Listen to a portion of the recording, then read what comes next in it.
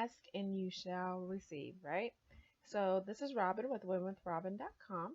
Today I'm going to go over a few different things that we say to ourselves that we should probably not say, and how to change it and what to say to yourself. We ask ourselves questions all the time. Like I mean, no joke, we talk to ourselves all the time, right? It's a good thing. So we ask ourselves questions. From jump, as soon as you get up in the morning, you ask like, man, why did I not get enough sleep? Or why are there not enough hours in the day? Or stuff like that. Like we ask ourselves questions every day, all day long. Okay. So here's the thing. You want to make sure that what you're asking yourself is more empowering you and not like degrading you. So when you get up in the morning, you say, why did I not get enough hours of sleep? That automatically is going to start your day off as in you don't have enough sleep, right? Or it's going to start your day off and you don't have enough time to do it. You have to do it for the rest of the day because you're thinking there's only 24 hours in the day. Okay. So, it's simple as that. Like when you first get up, we ask ourselves questions. Even when it comes to business and other things, we ask ourselves, like, why can't I succeed? Or why can I not get this? Why can I not figure this out? The whole can't needs to be like completely eliminated from your questions to yourself. Excuse me. So, those are a few questions, just examples of things that we continuously ask ourselves and that we tell ourselves, okay? Because by asking it, we will receive it. So if you say, why can I not succeed? Then you won't succeed. Okay? So here's a few questions. I'm going to go over at least 5 that you can ask yourself or that you can focus on. If you can focus on more of, if you can change it from the negative to the positive, then it makes it more empowering to you. So let's say you have a challenge that you're facing, and not saying, oh my gosh, here comes something else, or here's another bump in the road. Try to find out. The question you can ask yourself is, what is great about this challenge? Like usually when there's a challenge, there's something good that's going to come from it. You just have, if you focus on that from the beginning, then it's always going to be that way. Okay. So that's question number 1. What is great about this challenge that I'm having? Question number 2 is, what is not perfect yet? So you want to ask yourself, what's not perfect yet about this? Like, it's not quite perfect yet, but it's almost there. What's not perfect yet?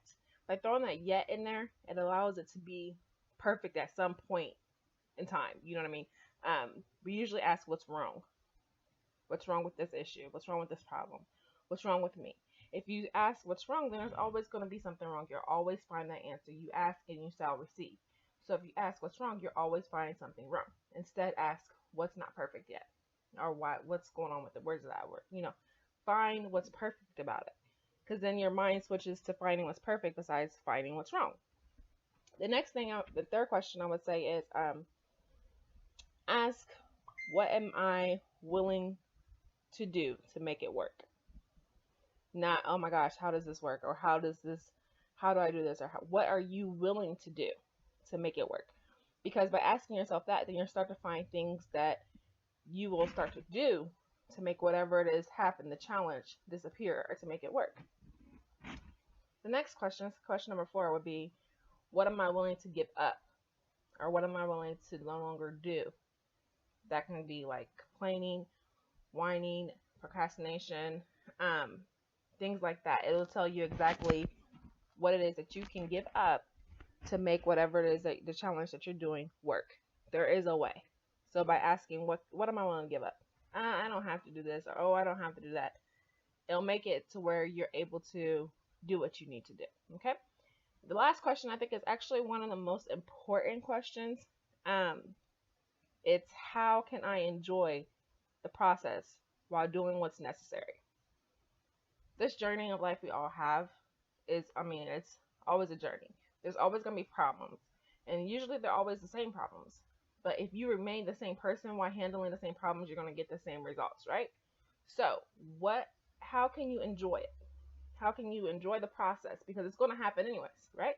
So if you find joy, find happiness, you find peace in the process, then it changes who you are, and the problem is no longer as big as it was before. You've made yourself bigger than your problems. Therefore, the same problem you had yesterday doesn't even faze you anymore, because you've made yourself bigger than your problems. So those are the 5 questions I have for you guys on how to ask and receive and empowering questions for yourself to build yourself. Okay? So It's Run with Robin. Check out my site, runwithrobin.com. Have a good day.